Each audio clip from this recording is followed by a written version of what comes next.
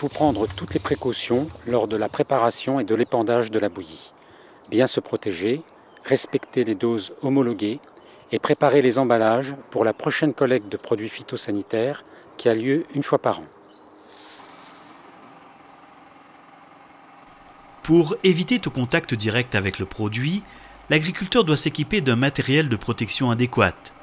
Lors du remplissage de la cuve, il respecte aussi certaines précautions. Quand on remplit, ce qui est très important, c'est de faire en sorte que le tuyau ne touche à aucun moment l'eau dans la cuve. Parce qu'il peut y avoir des risques ensuite de remonter dans le tuyau et de remonter en amont. Donc ça c'est très important. Et ensuite respect de la dose homologuée. Donc là l'agriculteur il doit savoir exactement pour une cuve de 600 litres ou de 800 litres sur quelle surface il va épandre cette cuve.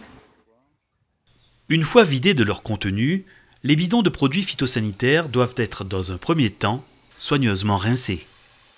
Ces bidons, en tant que déchets dangereux, ne peuvent pas être brûlés, ni enfouis, ni mis avec les déchets ménagers. Donc il faut les rincer au minimum 3 fois, parce que y a des produits qui sont plus visqueux que d'autres, donc au moins 3 fois. À chaque rinçage, réintégrer l'eau de rinçage dans la cuve. Débarrassés de leurs bouchons qui seront stockés à part, ces emballages vides et propres sont alors rendus inutilisables. Une fois que les bidons sont secs, ils sont stockés dans un endroit.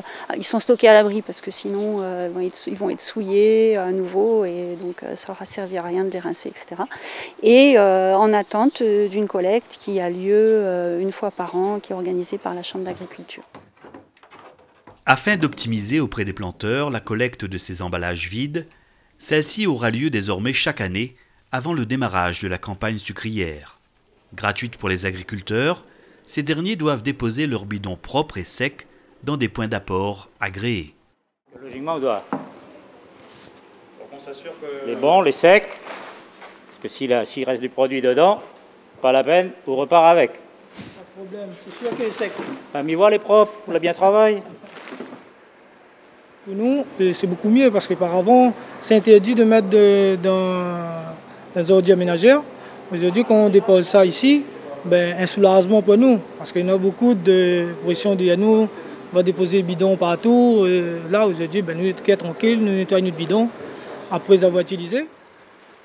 Il est important pour eux, pour qu'on puisse recycler ces déchets, qu'ils fassent un travail de préparation de ces emballages. Donc, comme on l'a vu précédemment, il est important de bien nettoyer, bien rincer les emballages, de les égoutter et de les sécher pour qu'ils soient conformes à la filière de recyclage. Ces emballages vont être